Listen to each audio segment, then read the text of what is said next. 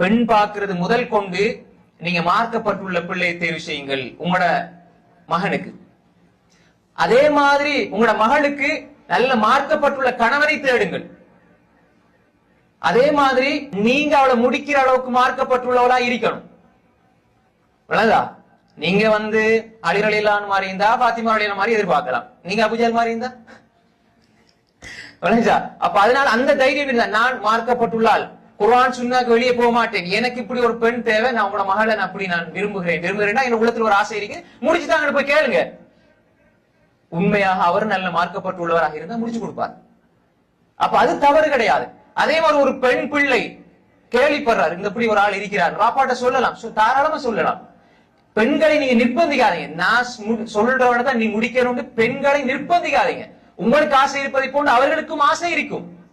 அதற்காக வேண்டி இஸ்லாத்துல பிரமத கலாச்சாரத்தை போல காதலிக்கிறது என்பது, தகாத முறையில பேசுறது என்பது, தகாத முறையில பார்க்கிறது என்பது உணர்வை தவறாக வெளிப்படுத்த